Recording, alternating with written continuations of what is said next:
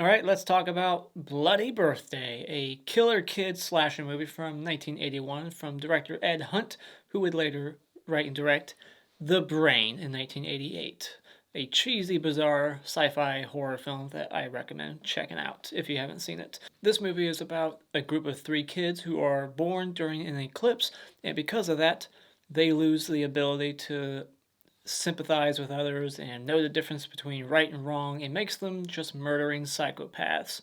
They randomly go on a killing spree about a week before their upcoming 10th birthday and then try to kill anyone who figures out what they've done or anyone that just pisses them off. This was my third time watching it. It is currently streaming on Tubi, but I got the Arrow Blu-ray that I watched this time.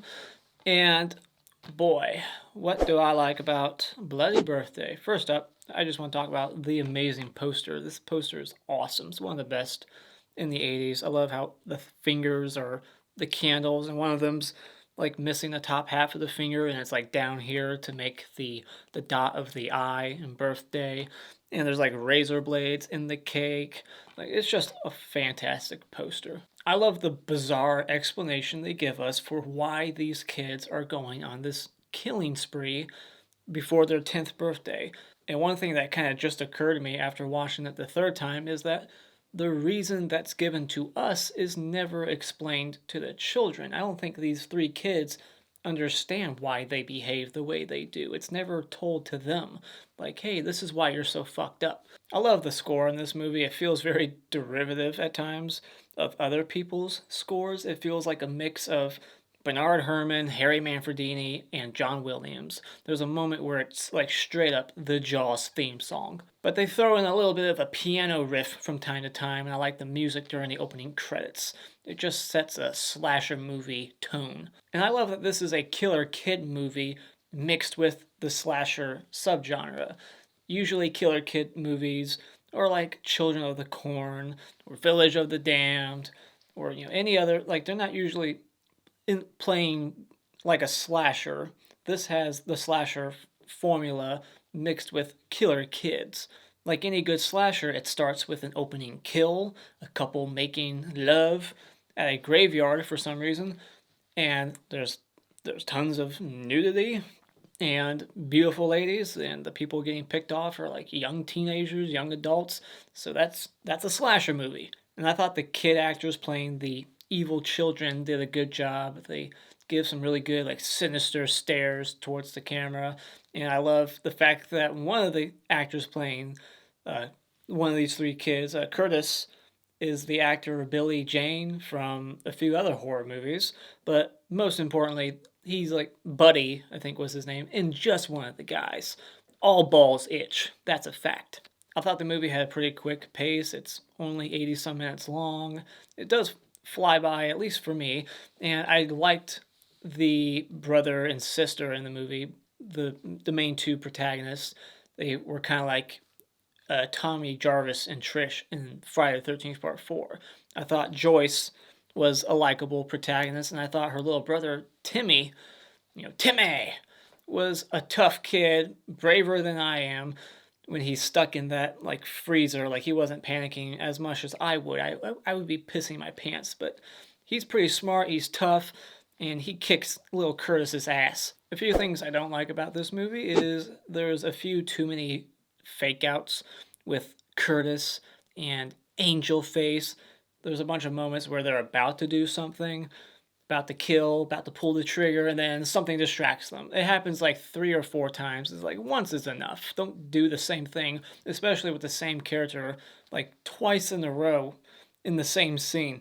And I don't like how many kills in this movie are done with guns.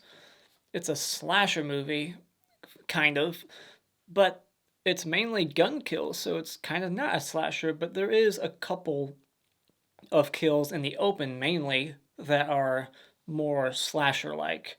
But the rest, I feel like they're just all gun kills, and I would have preferred something else. Like get creative. And this movie is not really gory or anything, so that could have been improved. There's just one kill in particular that's kind of gory, but you can tell that it was probably probably censored by the MPAA, which is unfortunate. I feel like Joyce's boyfriend, Paul, was just a wasted character. They have like one scene together, and it's just for some character development. And his character should have came back into the picture. He should have been a body, someone who gets killed in the third act. Like maybe he tries to help out in during the climax, and then he gets killed trying to help Joyce. Like his character doesn't really serve any purpose in the movie other than to show that she has a boyfriend. But that's it. So there could have been a few extra kills in this movie for sure. The body count's not really that high. And one thing I would have liked is to have some kids die, whether they're the evil kids or the good kids. Like there's no children dying. It's just the young adults and the adults getting shot and killed and butchered. But like let's have some kids die. These are evil kids. I'm sure they have bullies that they want to get rid of. Like this movie could have made it much more dark, show some little, shithead 10-year-olds get their asses chopped up. Like that's what I would have wanted to see. I feel like this movie just doesn't really take enough risk, and it's just a little too safe. And because of that, the finale just doesn't end the way I would have wanted it to. It just tries to play it out, I guess, more realistically. Like, this is what these characters probably would do, and this is the right thing to do. But it's like, no, like, let's take it in a different direction. Let's get more brutal and dark. It doesn't go in that direction at all. It just, the first two acts are great, but then it's the third act where I have a lot of issues. So final thoughts, this is a cheesy evil kid slasher movie blend that had potential to be way better if they just would have ramped up the gore, add a couple more bodies, and toss out the gun for those sharpened shears in the garage that Joyce was using, and killed some kids. But for what it is, the acting's solid and it moves along pretty fast. So when it comes to Bloody Birthday, I enjoyed it. I'm giving it 3.5 out of 5. Alright, spoiler discussion. First thing I noticed is right away the opening credits are copying the style of Friday the 13th with the black on white, and the credits are like in different corners of the screen, one at a time. It's very much copying the style of Friday the 13th's opening credits. So we get this couple making out in a graveyard, of all places. Like, that's not where I would want to go make love. And this guy gets a shovel to his face, and that's right after they decide to start making out inside a open grave. Someone's already dug a hole in the ground, preparing it for a coffin probably the next day.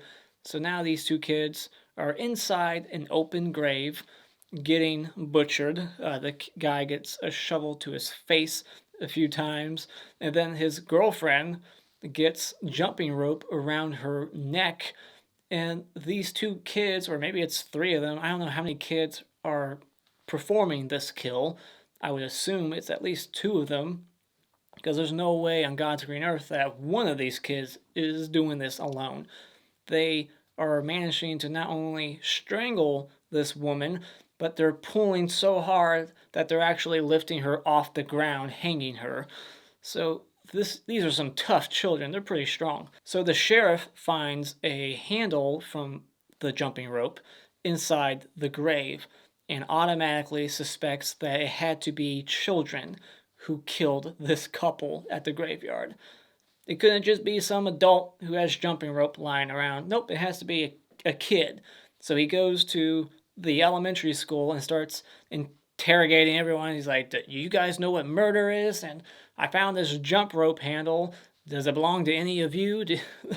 It seems like he suspects children are responsible for this, but he's right. He's not far off. It's his own daughter, of all people. And so we find out that Angel Face here is charging kids 25 cents to look through a peephole and see her sister undress in her bedroom. That's pretty messed up to see these like 9-year-old kids spying on women, seeing them naked, and it's her own sister charging these kids 25 cents to look at her older sister naked. And it's such a big hole, I'm surprised the sister Beverly never noticed it before. One detail I noticed on this watch is that Beverly, for some reason, has a big old, like, 24 by 36 poster of her sheriff daddy on the wall. Don't tell me that's not him. It looks just like him. Why the fuck does she have a poster of her dad on her wall? There's a scene in this movie that feels like it was heavily inspired by Halloween. There's this, like, tracking shot of Joyce and Beverly walking down the street from school carrying their books. The way it's like framed and the way the camera movement here is, it's like watching Lori and Linda and Annie walking home from school. And then to make it feel even more like it's right out of Halloween, Beverly's sheriff daddy pulls up and starts talking to them like Sheriff Brackett. So since the sheriff is suspecting that maybe some kids are responsible, they have to get rid of him now. They suspect that maybe he's on their trail, so she has to kill her own daddy now. And they lay this trap on the stairs, this skateboard for him to like step on, trip, and break his neck, but it doesn't work, which is just the first of many fake outs in this movie. But, I like it here. He is walking towards his daughter and she shows him the jumping rope handle, basically admitting, like, it was me, Dad. And then that's when the other kid comes around the corner with a baseball bat and just knocks his lights out and hits him like 4 times. And then they drag his body towards the steps, planting the skateboard at his feet to make it look like an accident, which is smart. Like a lot of psychopaths, this kid, Angel, has a scrapbook for her murders. She likes to take newspaper articles out of that are showing a picture of her victims and put them in a scrapbook. It's a bit of a cliche, but what I thought was interesting though was it said freak accident for Sheriff Brody. Jaws reference right there. So yeah, her dad, Sheriff Brody, in the paper it said freak accident. I wouldn't describe falling down the stairs a freak accident. It's just a simple accident that could happen any day to anyone. A freak accident would be more appropriate if, let's just say an engine just came out of his cop car and the fan chopped his head into a million pieces, something out of Final Destination. That's a freak accident because that does not happen every day. It's funny that there's no noticeable difference between the replica revolver and the real revolver. Like, do they actually sell fake revolvers that look just like real ones issued to cops? And so he switches the replica with the real one and then goes to school and shoots his t-shirt in the back using like his t-shirt as like a silencer, as if that would actually work.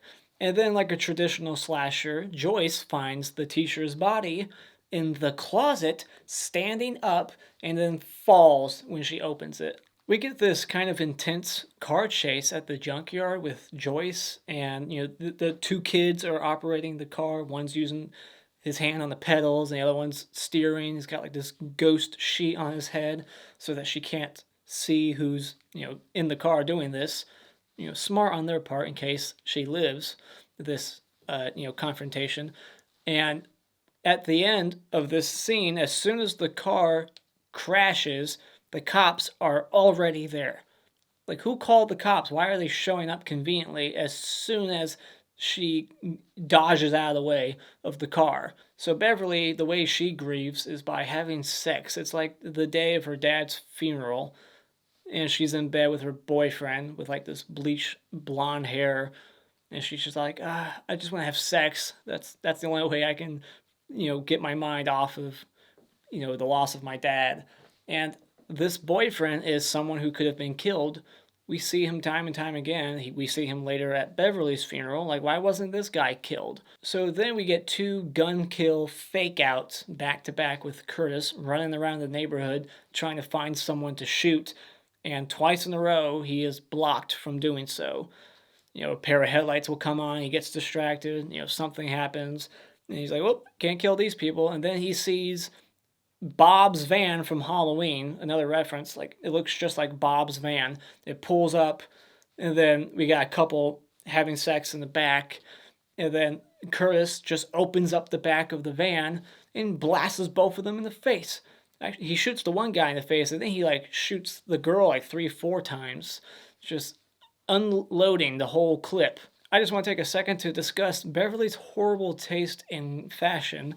She is wearing all kinds of wacky color combinations throughout the movie, and at one point is wearing like bright red on red, which just looks bad. And then she's wearing like a hot pink blouse on top of like light purple pants. And then later on, she's like switching out with like yellow pants with the pink shirt.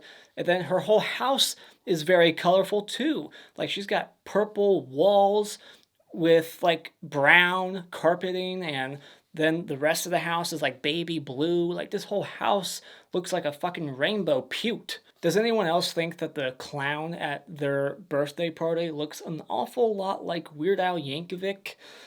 And I love that he does this poison fake out. It's yet another fake out, but I like this one because it actually has meaning. There's a reason to it. He is making her think that he's poisoning everyone at this birthday party just to make her lose credibility so no one trusts her later on in the movie. You know, she's saying that these kids are psycho. They're like, oh, you're the crazy bitch at the party that said that these kids were poisoning us, and that wasn't true. So I liked all this, and I liked that when she went out, she was like slapping all the cake, having like a Sheriff Brody moment from Jaws 2. Get out of the water! You know, she's like, everyone stop eating the cake. She's like slapping cake out of people's hands. Like, he poisoned the cake. And even though he didn't, one of the kids acts like he's being poisoned. He starts to like hunch over. He's like, oh my God. Like he thinks he's feeling something. I thought that was pretty funny. Why was Joyce even in charge of getting the cakes in the first place? It's not her birthday party. She doesn't know these kids. Or technically she does, but they're not related to her in any way. She's not friends with them. So why is she even there? Because Timmy's there? Or because she's friends with Beverly, that's why she's there. But it's like, why is she going to get all the cakes again and again? I love how the first cake gets empty, so she goes in and grabs the second cake. You know, there's 3 cakes because there's 3 kids. And she gets the second cake, and as soon as she gets it out there, they take like 1 slice out of it, and then Beverly's like, I think we're going to need the third cake now. It's like, how about you get rid of the second cake, and then you get the third one? She's acting like they're almost out of the second one. You can see it right there. They took 1 slice out of it. So later that night, Paul decides that it's a good idea to sneak into his girlfriend's house and scare the shit out of her. But he's breaking into her house. There's a maniac on the loose. She just had that incident at the junkyard earlier or the day before, almost getting ran over. There's a few murders and there's a murder on the loose, and he's breaking into her house and then sneaking up on her and scaring the shit out of her. Like, this is not the time to be doing that. And then I love how she's talking about like, I want to be a reporter, but I don't want to go to college. Well, it's like, sweetie, I think you have to go to college to become a reporter. So then Beverly throws Angel Face's scrapbook in the fire, so now she has to die. She goes to that peephole in the closet, takes a bow and arrow, and slings it through that little tiny hole into her sister's eye, killing her instantly. And you'll notice that her eye goes from open to shut in between shots, and then she calls her friends over to help her get rid of the body, but all they do is drag it to the curb like it's trash to be picked up the next morning. And then it like hard cuts to the funeral, and the mom has just lost her mind at this point, and so after the funeral, she checks herself in at a hospital. So now I guess Angel has to be babysat for the next few nights. This movie had an opportunity to kill this one kid, but decided to, fake out the audience once again and have him get saved at the last second. This kid, for some reason, is throwing rocks at their window, but it's bulletproof glass, so it's not breaking. And they chase him and tackle him in Joyce's backyard, of all places. And, she finds out what's going on around the corner and stops what they're doing. 2 of them are like strangling this kid. And then Angel opens up her mouth, acting like they're just horseplaying, like, hey, stop, you're gonna hurt him. And then they all just run away. But it's like, that was an opportunity to have a child murder here. but we didn't get it. It was just another fake out. So now we're basically in the third act where Joyce is babysitting Angel, and the other two kids do something to the security system. So now they're like locked in the house, and it's like all bulletproof glass, so they can't even like break the windows to escape once shit hits the fan. And I love how he's shooting this revolver and the bullets are like making ricochet sounds. Like, what are they ricocheting off of? And he has like 20 bullets in that thing. At first, he shoots 6 bullets and then has to reload. But then after that, when they're in the other room and they lock the door and barricade it, there's like 20 bullets going through the wall with like no time in between to reload it again. I love that she throws a lamp right at Angel's face. Take that. And she tries shooting them with an arrow through the same peephole that she killed her sister through. And this is when like Jaws music enters the movie. If you listen to it, it sounds just like the theme song. One thing I found a little weird, I didn't understand what they were going for here, like what the purpose was. They throw like fishbowl water on the one kid as if that was gonna like stop him somehow from, because he's just walking in with a butcher knife. And they're like, take that, fishbowl water, haha. They're not trying to like electrocute him or something. They just, right after that, they just grab him and they throw him in like a Seward trunk, something like out of the collector, and then just lock his ass up in there. And then I love that when Curtis, goes to shoot them and it just clicks, he's out of ammo.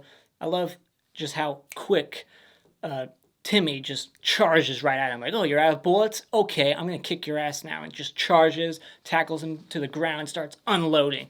And meanwhile, Angel just sneaks out the window, and she conveniently just bumps into her mom. She decided to leave the hospital that night at that moment and is pulling up at that exact moment to pick up her daughter, and she quickly tells a bullshit story like, the other 2 kids did something bad, they're gonna blame me.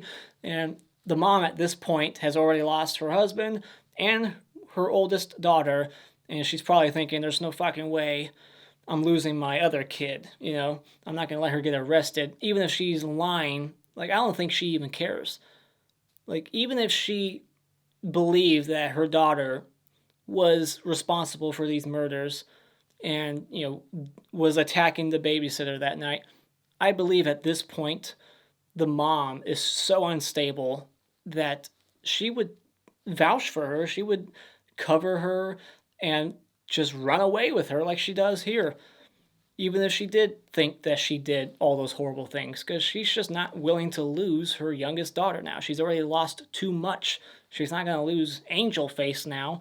So they're on the run now, and the other 2 get arrested, and we see that Angel is still killing people at like this motel, or truck stop. There's like a guy, some mechanic with a tire on his face, like trying to change the tire, and she like pulled the jack or something and it fell down on his face. So yeah, and they're changing their names, they're on the run, and that's how the movie ends. It kind of leaves it up for another sequel. We could have had a sequel where she's continuing her killing spree elsewhere, and then Beverly, the babysitter, and her brother Timmy are trying to find her and put a stop to her rampage. Like, there could have been a sequel to this. I wish we would have gotten one. So that is the end of Bloody Birthday. What are your thoughts on this movie? Let me know in the comments below. Is it your favorite killer kid movie? Let me know. And as always, if you like what you've seen here, you can hit this like button and become a subscriber today just by clicking on my cartoon face in about 5 seconds. And remember, it's all an opinion. You don't need to get butthurt about it.